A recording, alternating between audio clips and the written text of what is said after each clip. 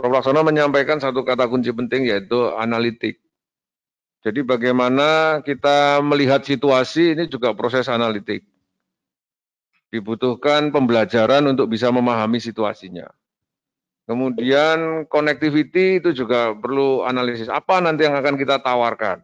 Ya, supaya ketika ada perdebatan kita bisa dengan teguh meyakinkan para stakeholder yang lainnya untuk bisa memahami sampai dengan meyakini strategi-strategi yang kita sajikan.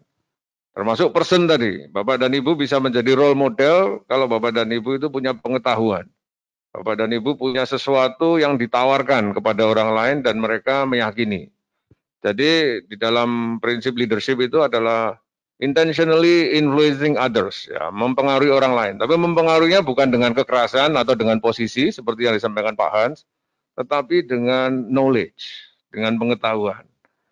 Ya, terima kasih Prof. Laksono sudah semakin menjelaskan apa yang dimaksud dengan meta leadership dan bagaimana aplikasinya. Sekarang kita ke Bapak dan Ibu peserta. Kita buka sesi diskusi. Silahkan Ibu dan Bapak menyampaikan apa yang ingin diklarifikasi dari Pak Hans atau apa yang ingin dipastikan dari Prof. Laksono. Tetapi tadi ada pertanyaan kunci, apakah meta leadership cocok ya untuk dilakukan rumah sakit Ibu dan Bapak semuanya ya. Apakah hanya di rumah sakit swasta karena Pak Hans ada di rumah sakit swasta? Atau ini juga cocok untuk rumah sakit? Ini juga satu hal yang perlu kita bahas bersama. Baik, mungkin sudah ada yang ingin disampaikan? Belum ada? Atau yang tertulis? Oh, Pak Syahrir. Oke. Silakan, Pak. Terima kasih, Pak Andre. Selamat Lebaran. Ya, selamat Lebaran, maaf lahir batin, Pak Syahrir. Udah kangen sama Pak Andre, udah lama ketemu ya? Ya.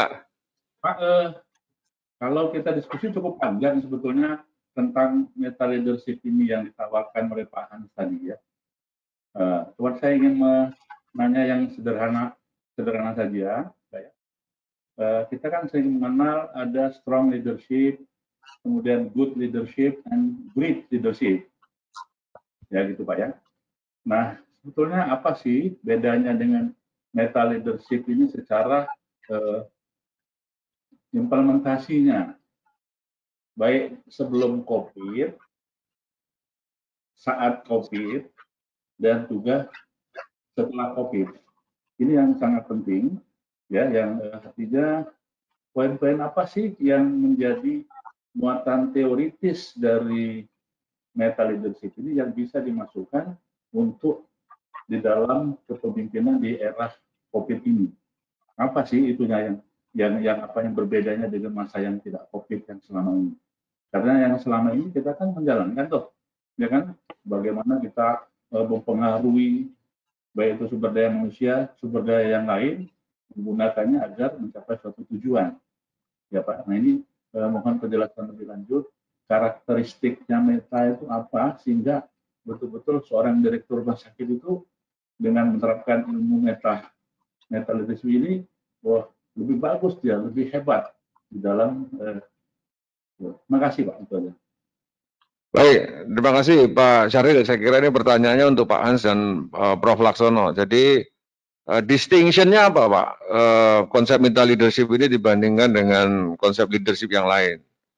Dan mengapa kemudian ini dikatakan cocok untuk situasi COVID? Kira-kira apakah ada evidence yang menyampaikan ini? Ya, kepada Pak Hans kami persilahkan, nanti berikutnya kami ke Prof. Laksono. Silakan Pak Hans.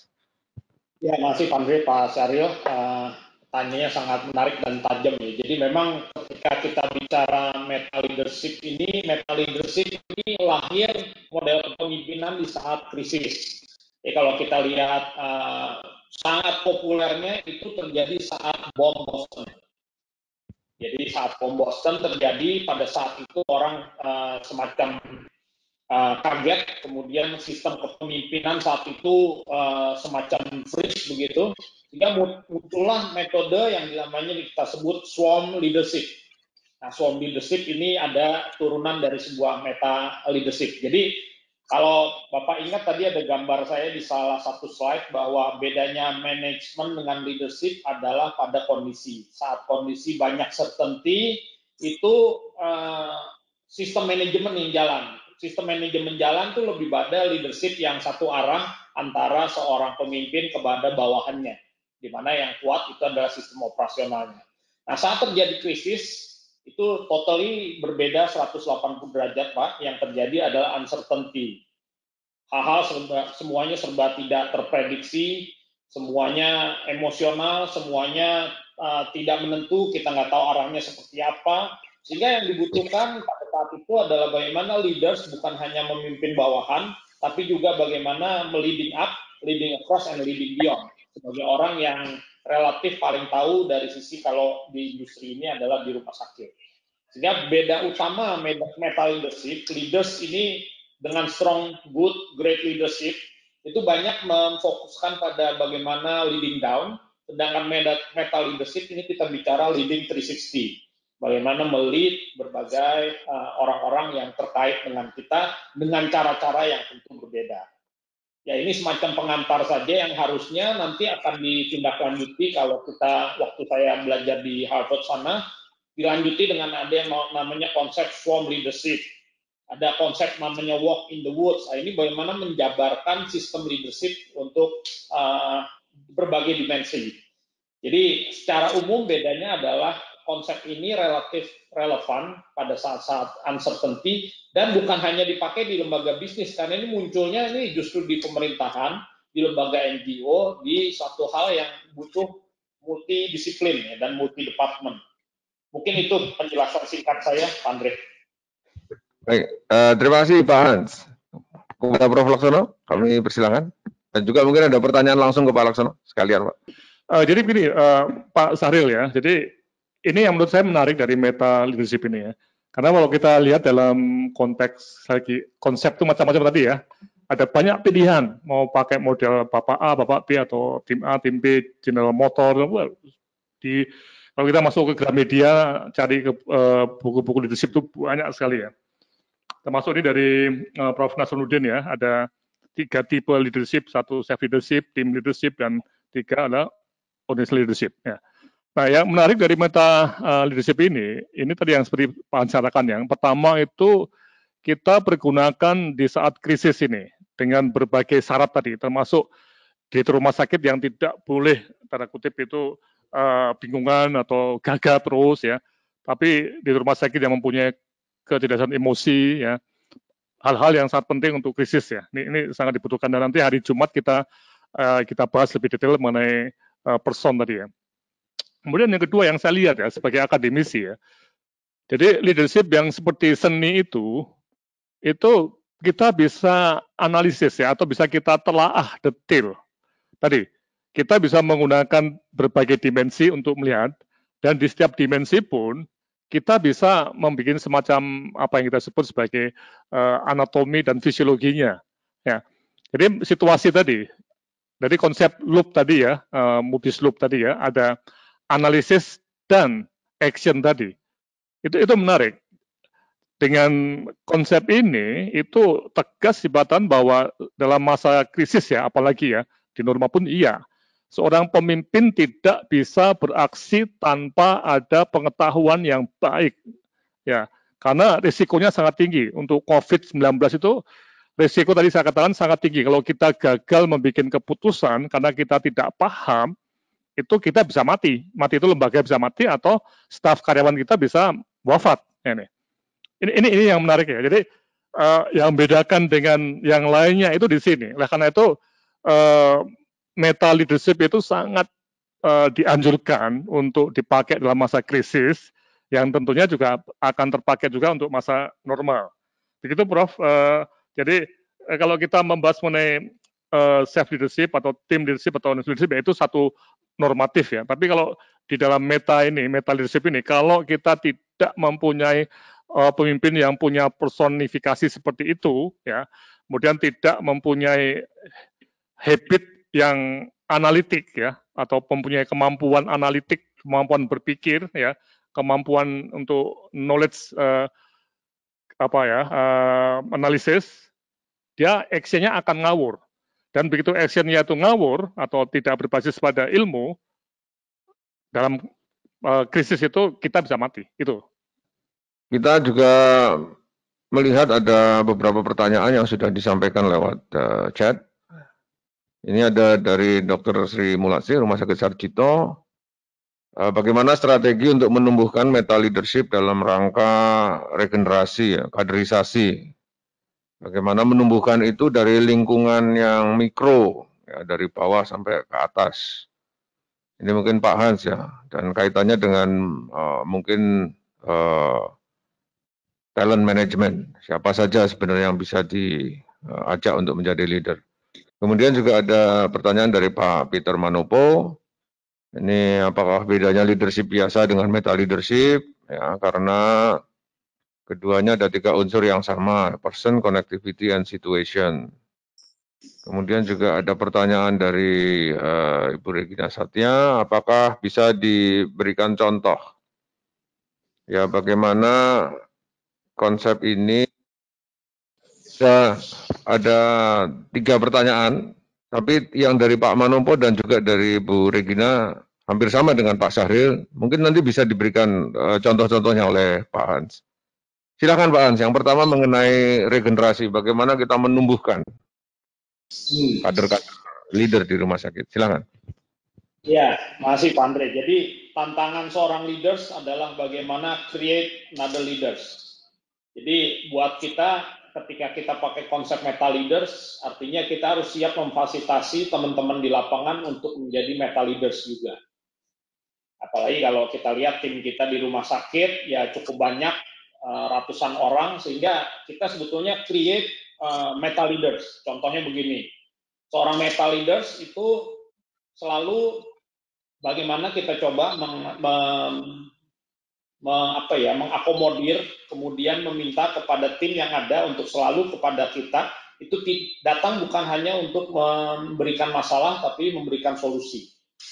Nah, budaya ini juga harus muncul. Jadi yang namanya meta leaders bukan hanya gaya pemimpinan, tapi harus masuk ke dalam value dan budaya. Ini yang paling tidak saya coba lakukan kepada para manajer atau head desk saya selalu bilang bahwa satu, you kalau datang ke tempat saya selalu harus datang dengan solusi. Jangan hanya curhat masalahnya, tapi nggak lakukan analisis dan berikan solusi. Itu satu. Karena kita sedang train another leaders. Dan yang kedua, bahwa jangan sifatnya satu arah. Di dalam pola kepemimpinan meta leadership itu adalah bagaimana kita leading 360. Bahwa kita bicara leading by data, kemudian decision kita buat itu secara lebih untuk coach. Jadi betul yang Prof. Laksono katakan, bagaimana learning organization ini sangat tepat untuk diaplikasikan dengan konsep meta leadership. Dan saat ini saya cukup happy gitu karena budaya ini udah mulai terbentuk sehingga para manajer itu sudah mulai terbiasa untuk membuat keputusan-keputusan kecil dan saya lebih berfungsi sebagai coach. Ya saya kira itu ya, bahwa ini nggak bisa dibentuk dalam waktu malam saja dan nggak bisa dibentuk tanpa ada budaya organisasi yang tepat. Karena kalau budaya organisasinya masih top down, satu arah, ini meta leaders juga mungkin nggak akan muncul. Yang kedua, di rumah sakit kami, banyakkan ini millennials, jadi mengelola millennials ini leadership style-nya tentu berbeda dengan generasi X, sehingga memang saya melakukan pendekatan yang berbeda. Tentu konteks ini sangat berbeda di rumah sakit lain, Pak. Itu kira-kira untuk pertanyaan Bu Sri, mudah-mudahan bisa memperjelas. Oke, terima kasih Pak Hans. Silakan Prof. Laksono. Ya, ini menarik ya Bu Mulatsi ya. Jadi regenerasi ini, jadi saya melihat begini ya, ketika bicara mengenai leadership ya. Tadi yang saya katakan ini apakah the art atau science, seni atau pengetahuan ya, ilmu pengetahuan ya. Nah, kalau kita melihat the art, itu hanya art saja ya, itu susah untuk diregenerasikan ya, atau dipindahkan ke generasi berikutnya. Kita tahu misalnya seni lukis Pak Afandi ya, Pak Afandi itu almarhum pelukis itu kan, dia, waduh lukisannya begitu bagus ya, seninya luar biasa, tapi susah untuk mencari penggantinya ya. Tapi kalau kita melihat seni foto yang kayak Basuki Abdullah ya, yang itu ternyata banyak yang bisa, karena ada tekniknya, ada tekniknya. realis. Nah ini Pak Hans ya, saya lihat ketika Pak Hans ke Harvard ya untuk mempelajari ini ya, di sana saya nggak tahu berapa bulan Pak, dan mahal ya biayanya ya. Jadi sesuatu yang seni mengenai leadership ini itu ternyata bisa dipilah-pilah atau diurai menjadi sesuatu yang bisa dipelajari oleh orang lain, dan itulah sudah ada aspek sainsnya ini. Dan ini terkait juga dengan hal yang ditanyakan oleh Prof. Meweta Iskandar dari UI ya. Beliau menanyakan mengenai penelitian tentang ini ya. Memang sampai sekarang belum ada penelitiannya tentang ini, karena ini sesuatu yang baru ya. Tapi kalau kita menggunakan prinsip-prinsip meta leadership ini, kita bisa meneliti juga nih. Dari mulai tadi 3 dimensinya tadi. Ini direkturnya itu punya personality yang bagus tidak? Kemudian pada situasi yang dalam krisis tadi, itu kita bisa checklist juga, apakah melakukan tadi top dog nggak, melakukan perceive, orientasi, melakukan semacam prediction, melakukan decision tidak, atau selama krisis itu ya leader, ya follower, ya semua bingung. Nah ini, tidak ada action sama sekali. Nah ini menarik Bu Prof. Mewita. Kita bisa teliti nih, dari ratusan rumah sakit yang ada ya, dan itu bisa kita lihat hasilnya, apakah terjadi perubahan rencana bisnis anggaran secara terstruktur dan bagus, atau hanya rubah tadi asal-asalan, dan juga mungkin dalam konteks rencana strategik bisnis itu apakah ada suatu review atau tidak. Nah ini yang menarik ya. Jadi kita bisa meneliti Pak Andre ya. Jadi ini bukannya sebuah seni murni yang tidak bisa dipelajari. Begitu ya Pak Hans ya. Berapa minggu Pak Hans di Harvard waktu itu Pak?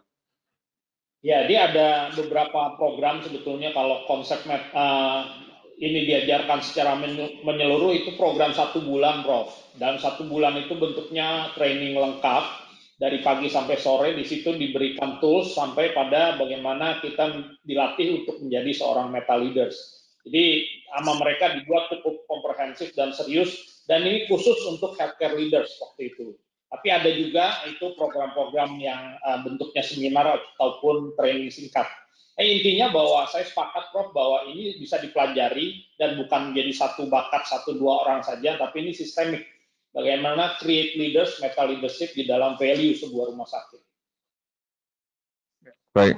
Terima kasih Pak Hans. Jadi ini juga saya kira menjawab apa yang disampaikan oleh Pak Manopo dan Ibu Regina Satya ya, terkait dengan perbedaan serta bagaimana penerapannya. Ini tadi sudah disampaikan bahwa kalau di dalam policy making ini mungkin evidence based policy making gitu. Jadi leading juga perlu bukti-bukti ya bahwa dia memang mampu dan punya sesuatu yang ingin ditawarkan kepada follower. Karena leaders itu cirinya 2, dia punya vision ya, dan juga dia harus punya follower. Oke. Baik, kita juga melihat ada pertanyaan berikutnya. Silakan Mas. Dari Prof. Mewita tadi sudah, kemudian dari Pak Dr. Tandean, ya, ini Direktur Rumah Sakit di Panti Nugroho. Apakah setuju bahwa kondisi rumah sakit sekarang ini dikatakan sebagai bencana? Ya, saya kira ini juga pertanyaan yang menarik karena menjadi dasar atau alasan untuk menerapkan meta leadership tadi. Di situ juga disampaikan bagaimana peran dari direktur ya, posisinya seperti apa ini? Apakah sebagai komandan disaster ya, atau nanti ada orang lain lagi yang jadi komandan disaster? Ya. Terus ya. Jadi di sini di dalam HDP ya, Hospital Disaster Plan, berarti diaktifasi bencananya, maka akan ada komandan disaster di samping direktur. Ya, jadi apakah ini orangnya satu-satu atau satu orang menjabat 2? Gitu. Ini pertanyaannya dari Pak Tandean. Ya, kemudian satu lagi kita. Oh ya, oke. Ya, Prof. Laksono, silakan. Ya, nanti Pak Hans bisa juga membahasnya ya. Jadi begini ya, Pak Tandean ya. Jadi memang ini sering terjadi, ada satu kebingungan mengenai timnya itu siapa ya. Jadi memang dalam masa pandemik itu ada HDP ya, hospital disaster plan yang mungkin komandannya itu bukan direkturnya ya, tapi seorang yang memang terlatih dalam disaster. Nah, dalam HDP itu biasanya ada beberapa bidang. Nah, salah satu bidang itu adalah planning ya, planning ya. Nah, planning ini dia juga bikin rencana supaya rumah sakit itu bisa lepas dari disaster ya, tanpa membahayakan kelangsungannya ya. Jadi tadi bisnis continuity-nya. Oke. Nah, sekarang yang menarik ketika bicara mengenai COVID ini ya. Apakah di sebuah rumah sakit itu sudah membutuhkan betul sampai mereview RPA sampai ke rencana strategiknya? Nah, kalau sudah sampai di situ, itu kemungkinan memang ini harus ditangani bukan oleh HDP lagi, tapi oleh direktur rumah sakit ya dan pemilik rumah sakit ya untuk menentukan. Mari kita bikin tim. Nah, untuk membangun ini. Jadi tim itu bisa overlapping dengan HDP-nya. Ada pihak-pihak atau unit di HDP yang bergabung menjadi tim kedua ini ya untuk merencanakan perubahan RPA ya ataupun mungkin rencana strategik bisnis ini. Bisa dipahami ya Pak Tendian. Mungkin kalau Pak Tendian bisa dibuka mic-nya, bisa nggak Pak Tendian? Halo Pak Tendian, bisa bicara? Halo, ya. Ya. Halo. Ya. Halo, ya. Ya. Paham nggak apa yang saya sampaikan nih kira-kira? Ya, betul. Paham Pak Prof. Laf. Ya, mengerti. Ya. Memang kalau kita ini bencana, memang kita intern rumah sakit kita dan juga tim kita. Tetapi kalau memang ini ke arah action-nya, ke arah bisnisnya, ya memang harus kita rubah bersama-sama, Prof. Setuju, Prof? Setuju ya Pak ya? Ya termasuk dengan pemilik, termasuk dengan masyarakat bahwa kita ada perubahan cara kita untuk bagaimana masyarakat itu yang usia sepuh ya, itu bisa home care atau pakai telemedicine. Nah itu bagian-bagian yang tadi kita harus bisa action dan dikomunikasikan. Gitu Pak ya? Sepakat Pak ya? Sepakat, Prof. Ya, terima kasih Pak. Oke, terima kasih Pak Tandian atas pertanyaannya. Berikutnya Mas, boleh dibuka lagi. Ini dari Pak Leo Suganda. Ya, di dalam penjelasan tentang meta leadership, apakah unsur etnologi juga harus dipertimbangkan karena di Indonesia itu sangat kental dengan budaya masing-masing daerah. Nah, di mana kadang-kadang kepemimpinan juga sangat berpengaruh dengan budaya yang dipegang. Ya, ini bagaimana Pak Hans? Tadi kaitannya dengan konteks ini ya, dengan situasi. Satu Ya, lagi Pak. mungkin. Ya, silakan Pak Hans. Oke, sebelum masuk ke pertanyaan Pak Lea tadi mengenai menindaklanjuti Dokter Tandean tadi ya sebentar ya, bahwa kita harus bedakan antara disaster sama krisis, bahwa yang terjadi di COVID ini bukan hanya disaster, tapi ini adalah krisis sebetulnya. Dimensinya bukan hanya berdampak kepada emergency, tapi bagaimana business continuity. Sehingga saya sangat sepakat bahwa kalau disasternya mungkin itu ditangani tim disaster, tapi business continuity-nya ini harus masuk kepada krisis nih. Nah ini nih yang saya kira mempertegas tadi diskusi yang sudah ada untuk menjawab tadi Pak Lea ya, bahwa memang betul di dalam kita memimpin kita harus lihat siapa yang orang kita pimpin, siapa yang menjadi bos kita dan siapa yang orang siapa kita bicara. Tentu ini sangat menentukan cara berkomunikasi kita, yang mana kalau di dalam aspek meta leadership itu connectivity. Nah, yang menarik adalah kadang-kadang ini harus dijabarkan di dalam gaya kepemimpinan, Pak. Contohnya, saya kalau sama dokter spesialis biasanya nggak pernah sekalipun saya panggil dokter spesialis itu datang ke ruangan CEO. Yang saya lakukan adalah saya akan cari dokternya, saya ajak itu bicara di ruang klinik, kadang-kadang di restoran sambil makan atau kadang-kadang sambil naik sepeda. Nah, hal-hal seperti ini menjadi satu sistem komunikasi yang mana message-nya sama, tapi result-nya akan sangat berbeda. Nah, sehingga etnologi menjadi satu variabel yang sangat penting lah di dalam bagaimana kita mempraktekkan kepemimpinan. Demikian. Oke, Pak Hans. Ya, jadi saya kira karena waktu masih ada 2 pertanyaan yang mungkin bisa dijawab singkat. Ini dari Dr. Dite itu menanyakan mengenai tools, Pak Hans. Bagaimana kita mengukur efektivitas seorang leader yang menerapkan meta leadership? Iya, Toolsnya ada sebetulnya, itu kita miliki tools untuk mengukur seberapa kuat seorang pemimpin, apakah dia hanya berdasarkan power saja memimpinnya atau dia betul-betul influencing people. Cuma dalam fase ini rasanya kita nggak sempat untuk bahas lebih detail lagi, tapi toolsnya itu ada. Jadi kita bisa mengukur pada setiap orang di organisasi kita, ini tipe pemimpin yang betul-betul lead by power atau lead by influence. Sehingga kita bisa mengidentifikasi orang mana yang menjadi seorang meta leaders. Ya ini perangkat dari manajemen lah kira-kira. Baik, saya ke Prof. Sono. Kalau tadi kait dengan riset, apakah masih mungkin ya kita lakukan riset? Karena kan pandemi masih panjang. Ya, mungkin ini juga terkait dengan pertanyaan Pak Sahril tadi saya lihat di Oh iya, yang bawah ya. Ya, dikasih contoh nih Pak ya, Ya. di Direktur Humas Swasta dan pemerintah yang dikategorikan meta leadership di era COVID yang seperti ini. Nah, ini yang menarik ya. Jadi tadi yang Pak Dita tanyakan ya, memang ini kembali pada satu pertanyaan mendasar mengenai apakah manajemen rumah sakit di Indonesia ini sudah menganggap leadership itu sebagai suatu sains, satu ilmu pengetahuan yang bisa dianalisis dan diteliti. Atau ini sebuah seni yang given tadi, yang susah diteliti. Ini pertanyaan menarik Pak Syaril. Coba nanti Pak Syaril dibuka ya. Nanti Pak Syaril bisa kita diskusikan ya. Ya, nah sehingga yang ditanyakan Pak Dito, dan saya tahu Pak Dito kan dari latar belakang seorang klinisi ya, yang semuanya itu scientific Pak, medicine ya. Nah, memang evaluasi itu perlu sekali. Ya, oleh karena itu memang ketika bicara mengenai kembali pada indikator suksesnya seorang leader, ya tentunya kita akan bicara mengenai statistik rumah sakit ya. Tentunya kalau dalam konteks rumah sakit pemerintah ya berapa pasien yang ditangani, berapa yang sembuh, berapa yang meninggal. Jadi dalam COVID ini bahkan ditulis rumah sakit mana yang menerima pasien dan berapa yang meninggal. Oh ini indikator betul nih. Dan saya yakin rumah sakit yang memahami mengenai penyakit COVID itu ya relatif bisa lebih baik dalam menangani klinisnya. Betul nggak Mas Dito ya?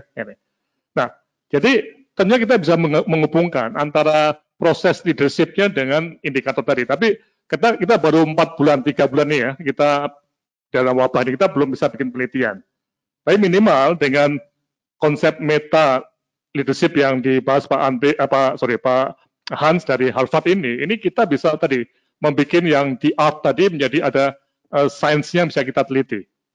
Nah, sehingga tadi kembali ke Pak Sahril ya. Contohnya Pak Sahril ya. Nah, saya nggak tahu Pak Sahril bisa dikomentari juga, bisa dibuka nggak Pak Sahril ya? Ya, ini pertanyaan ini memang harus kita tanya kepada semua di rumah sakit ya. Nanti kalau perlu kita bikin survei ya. Apakah selama 3 bulan tadi di luar dimensi yang pertama ya, kita masuk ke dimensi kedua, situasi. Apakah seorang di rumah sakit sudah membuat persif tadi? Kemudian mengorientasi pada situasi yang ada sampai melawan prediction. Ya, mungkin bisa kita lihat, kita teliti ini. Begitu ya Pak Hans ya. Ya atau tidak, ya, atau sudah baik atau belum. Ya. Kemudian yang berikutnya kita masuk ke loop yang actionnya. Apakah kita sudah membuat semacam keputusan tadi yang berbasis pada analisis ya, bukan keputusan yang tanda kutip itu tidak berbasis pada analitiknya. Nah, ini semua bisa kita teliti ya kalau kita mau. Dan ini satu tantangan bagi para peneliti manajemen rumah sakit untuk masuk ke era yang istilahnya itu kita tidak menganggap lagi leadership sebagai suatu seni yang tidak bisa diteliti. Bagaimana Pak Sahril? Mungkin itu Pak, coba kita dialog dengan Pak Sahril ya. Bisa dibuka Pak Sahril. Silakan Pak Sahril. Halo? Ya. Boleh? Silakan Pak, silakan. Ya.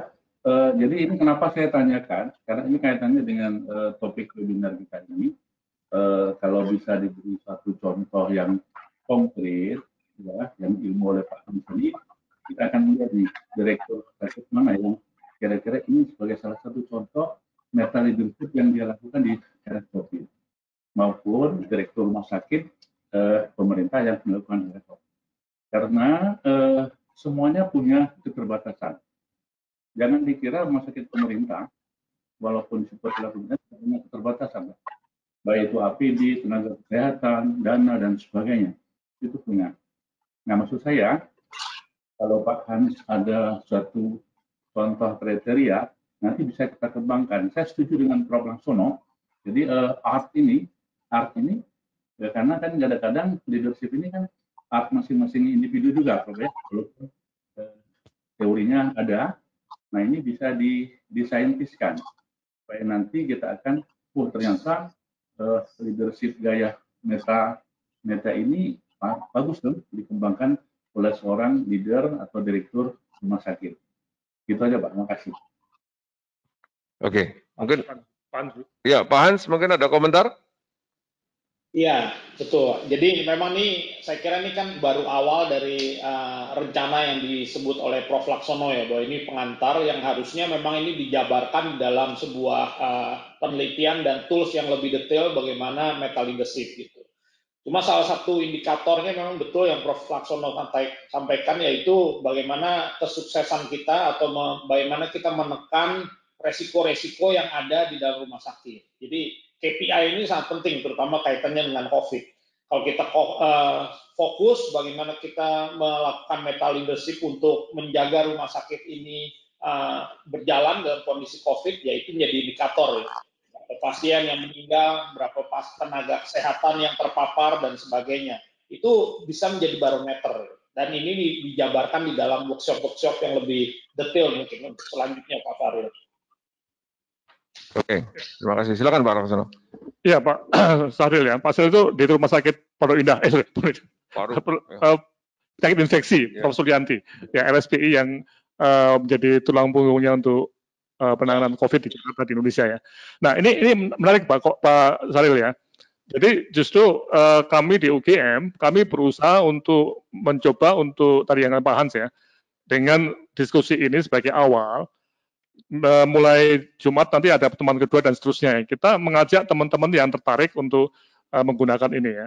Apakah bisa dipakai? Nah, mungkin Pak Sahril bisa melihat ke rumah saya sendiri ya Pak. Selama berapa bulan terakhir ini, apakah proses-proses pembelajaran itu terjadi secara sistematis atau tidak Pak nih? Jadi ada perceive, ada orient, ada prediction tadi Pak.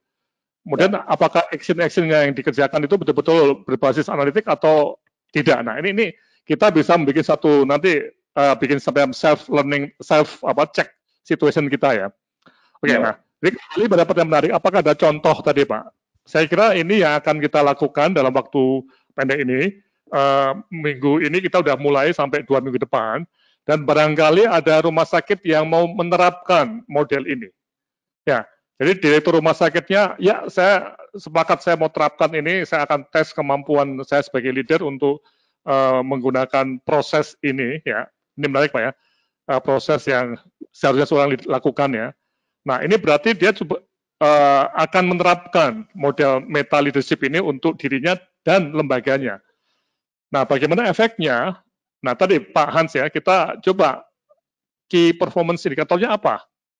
Apakah kita berani menyatakan bahwa rumah sakit kita selama pandemik ada 100 pasien yang meninggal hanya 2 misalnya seperti itu.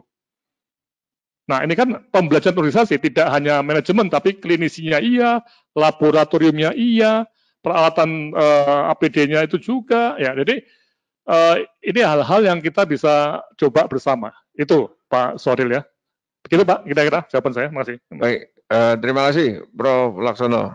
Jadi Bapak dan Ibu saya kira karena waktu kita harus batasi sampai di sini untuk berdiskusi. Masih banyak pertanyaan seperti biasa, pertanyaan nanti akan dijawab oleh narasumber dan akan diposting di website manajemen COVID. Namun sebelum kita mengakhiri kami sampaikan kepada Prof. Laksono supaya dapat menceritakan mengenai perjalanannya. Follow up dari pertemuan kita pada hari ini. Silakan Prof. Laksono. Coba kita lihat tadi banyak pertanyaan masih belum dibahas ya. Apa nanti kita akan simpan dulu ya. Ya ini ada sampai ke arah filosofi dan sebagainya ya. Ini nanti kita akan terus. Jadi selagi ini bukan pertemuan pertama dan yang terakhir. Jadi ini pertemuan awal yang kita akan coba ke depannya. Dan mohon Mbak Tri yang bagian survei ya. Tolong Mbak Tri ada Mbak Tri untuk memberikan kuesioner tadi ya ke semua yang ikut ya supaya klik di yang kita bagikan. Sudah ya? Sudah ya? Tolong sambil mengikuti 15 menit terakhir ini atau 10 menit terakhir ini ya. Tolong diisi surveinya, itu mudah sekali kok. Kita akan melihat bagaimana efek diskusi ini apakah bisa meningkatkan pengetahuan atau tidak. Ini tidak ada nama ya, jadi mohon dijawab dengan objektif mungkin ya. Oke. Ya, nah sekarang dari di sini ya, kembali lagi kita akan masuk pada satu pertanyaan menarik mengenai kedepannya. Jadi pandemi COVID ini kita masih belum tahu kapan berakhirnya. Ya, memang sudah terjadi pelonggaran ya, PSBB ya. Tapi rumah sakit sebagai semacam benteng terakhir untuk menangani COVID ini, itu harus siap-siap betul kalau terjadi lonjakan akibat kegagalan sistem di masyarakat ataupun imunitas tubuh manusia untuk menahan COVID-19. Nah, tugas ini sangat berat ya, sehingga sangat betul-betul menguji ketangguhan di rumah sakit. Nah, kami di UGM ingin betul mengajak teman-teman di Persi atau di asosiasi rumah sakit swasta atau pemerintah asada atau keagamaan dan sebagainya ya, untuk betul-betul mulai memberikan perhatian besar pada leadership ini, Pak. Lagi, tadi saya katakan saya 30 tahun lebih ya berkecimpung dalam bidang manajemen rumah sakit. Itu sampai sebelum COVID itu masih sering mendengar kata-kata dari di rumah sakit bahwa apa yang disampaikan oleh saya itu cuma teori, Pak. Nah, tidak praktisnya nggak seperti itu. Nah, ini pertanyaan menarik ya. Apakah yang keliru itu teorinya atau prakteknya yang keliru? Atau dua-duanya keliru, tapi harus mencari titik persamaan. Ya. Nah, ini yang kami mencoba untuk menempuh jalan yang menarik ini ya. Sehingga dalam waktu 2 minggu depan, pertemuan ini kita akan teruskan dengan apa yang kita sebut masih pembelajaran perorangan ya. Jadi para direktur rumah sakit yang berminat untuk mengikuti pengembangan mengenai leadership ini bisa mengikuti selama 6 kali meeting ya. Coba dibuka Mas poin-poinnya, dan ini nanti bersama-sama dengan MMR, Pak Andre dan teman-teman. Ya, tadi yang word-nya. Kita lihat jadwalnya ya. Nanti akan ada semua di website ya. Jadi ini pembahasan saya, terus turun sampai ke belakang, ke bawah. Ya, jadwal ini. Ya, ini. Ya, coba diperbesar bisa nggak? Jadi ini masih pembukaan tentang meta leadership ya. Kemudian pertemuan kedua hari Jumat nanti itu mengenai kepribadian dan sifat-sifat seorang pemimpin meta. Ya, nanti Pak Andre akan menjadi fasilitator untuk ini, dan mohon para sukarelawan, para direktur rumah sakit yang bersedia di panelis itu bisa maju juga ya. Ini banyak diskusinya. Ya. Dari RC sudah ada nama satu, kemudian dari Arsada siapa yang mau diskusi, ya. Dari RSP Rumah Sakit Pendidikan Vertikal barangkali ada yang mau, dari Rumah Sakit Muhammadiyah atau Rumah Sakit NU, monggo ya. Jadi kita akan membahas apakah kita tuh perumah sakitan di Indonesia ya, itu perlu memperhatikan mengenai sifat dan atribut yang melekat pada seorang leader tadi. Ya, nah ini kita akan bahas ya.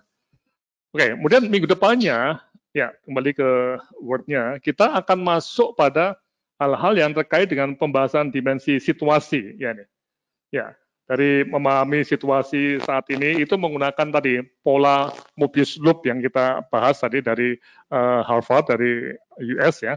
Nah, ini coba kita lihat dan apakah tadi seperti Bulia katakan ya, kita sesuaikan dengan konteks masing-masing ya. Ketika kita orientasi kita itu ada di Papua dengan di Jakarta itu tentunya beda sekali ya situasinya ya. Nah, ini yang menarik sekali lagi bahwa hal-hal seperti itu bisa kita pelajari, dan nanti Pak Hans juga bisa kalau punya waktu Pak Hans ya, karena Pak Hans juga sibuk menangani COVID yang di Surabaya yang sedang naik nih ya. Nah ini nanti kita akan coba cermati mulai dari memahami sampai bikin keputusan. Nah apakah RBA kita akan kita ubah, apakah rencana bisnis kita juga akan kita ubah. Nah ini pertanyaan-pertanyaan mendasar yang nanti kita akan lihat, dan nanti akan detail mengenai apa yang terkait dengan planning, mengenai perencanaan mengenai bisnis continuity, itu bisa kita lakukan detail ya, sampai ke instalasi-instalasi. Jadi kita tidak hanya bicara mengenai sebuah rumah sakit, tapi bicara mengenai leadership juga di instalasi. Yang tadi Bu Mulat itu menyatakan ini regenerasi ya. Nah, kepala instalasi dia juga harus bisa melihat situasi yang terjadi tadi antara masa pra-COVID, pandemi COVID dan juga pasca pandemik itu harus ditangani. Kemudian pertemuan ke-6 kita menganalisis dimensi mengenai konektivitas ya dalam masa pandemik dan tentunya pasca pandemik ya. Nah, ini juga kami berharap bisa melibatkan para direktur rumah sakit yang tertarik untuk mengembangkan meta leadership ini. Jadi sekali lagi bahwa ini kata-katanya cukup agak menarik ya, meta leadership 2 kata tadi, tapi bisa dibahas panjang selama 2 minggu dan ini pun baru pembelajaran perorangan. Nah, kami dengan beberapa rumah sakit juga sedang bereksperimen untuk mengadakan pendampingan ya. Jadi yang belajar tidak hanya direkturnya, tapi satu kesatuan termasuk dewan pengawas dan juga pemilik rumah sakit menggunakan model jarak jauh. Ya. Nah, ini nanti bisa kita lakukan pendampingan seperti itu kalau tertarik. Tapi kami di UGM paling cuma bisa mendampingi 3 atau 2 rumah sakit, itu udah banyak sekali. Jadi ini terbuka kesempatan besar bagi para konsultan manajemen untuk mendampingi rumah sakit dalam menempuh masa sulit akibat pandemik COVID-19 ini. Oke, nah untuk para konsultan juga bisa mengikuti workshop ini atau seri seminar ini gratis ya. Tapi kalau nanti mau ujian nanti ada membayar ujiannya, nggak mahal ya. Oke, saya kira ini Pak Andi. Mungkin ada komentar atau pertanyaan dari teman-teman ini. Apakah bisa cocok nggak dengan apa yang kita bahas? Silakan. Silakan Bapak dan Ibu. Ada yang ingin disampaikan terkait dengan tindak lanjut? Mungkin usulan mengenai topiknya atau waktunya, kami persilakan. Ya, bagaimana cara mensupport direktur? Ya. Dengan situasi birokrasi yang berbeda di saat COVID ini, ya, di rumah sakit pemerintah ini. Ya, mungkin Pak Laksono ada komentar, Pak? Ya. Justru ini Pak. Jadi pertemuan kita yang mungkin 6 kali 2 minggu ini ya, mungkin mohon diikuti oleh para di rumah sakit pemerintah ya. Saya paham betul mengenai situasi di pemerintah yang banyak aturan birokrasinya. Tapi justru ini kita mencoba untuk menerapkan konsep ini pada saat yang tepat ini ya. Jawaban saya cuma satu, monggo diikuti. Karena setiap rumah sakit itu pasti berbeda-beda. Ya, tapi cara support kami dari UGM itu kami menyediakan proses untuk memahami leadership sebagai suatu ilmu ya, bukan seni ya. Karena kalau seni tok saya nggak bisa apa-apa. Ini harus nyantri, tahu nyantri apa ya? Nyantri apa ya? Magang. Ya. Nyantri itu magang. Nah itu proses untuk mempelajari seni memimpin seseorang, bukan melalui proses seperti yang ada di UGM seperti ini. Begitu. Ya. Ya. Baik, terima kasih. Prof. Laksono, silakan untuk hasil surveinya. Ya, ini adalah hasil survei yang Bapak dan Ibu bisa melihat langsung di layar. Ya, ini ada 16 respons, kemudian pemahaman tentang 3 dimensi meta leadership. Silakan turun lagi, Mas. Ini ya, sebelum mengikuti diskusi, kita lihat yang tertinggi yang orange gelap. Sesudah diskusi tinggal ada orange terang dan hijau. Ya, paham dan paham sekali. Ya. Kemudian untuk dimensi situation, boleh turun, Mas? Terus. Ya. Terus, Mas. Ya, ini dimensi situation yang tidak paham. Ya, jadi ada tidak paham sama sekali biru dan merah. Ya, itu sudah berubah menjadi orange dan hijau, artinya paham dan paham sekali. Kita tidak menemukan ada bar biru dan merah sesudah mengikuti diskusi. Ada improvement, bagus. Kemudian yang dimensi ketiga, connectivity, silakan Mas. Connectivity yang tertinggi justru yang merah yang tidak paham, ada biru juga yang tidak paham sama sekali, ada yang sudah paham dan paham sekali, kemudian ada merah satu ya, masih ada yang belum paham juga untuk connectivity. kemudian ada yang paham dan paham sekali yang dominan. Ya saya kira memang ini bukan satu hal yang mudah untuk dipahami juga, karena terkait dengan tadi contoh-contoh yang mungkin perlu diperbanyak. Nah kemudian pemahaman keseluruhan tentang meta leadership, kita lihat tidak paham sama sekali sebelum diskusi dan tidak paham ini yang mendominasi. Dan sesudah diskusi ini ada satu bar merah juga yang belum paham. Ya saya kira ini satu hal yang wajar dan yang paham cukup banyak dan paham sekali hijau ini ada peningkatan karena sebelum diskusi memang juga sudah ada bar hijau. Ya kemudian ada Mobius loop.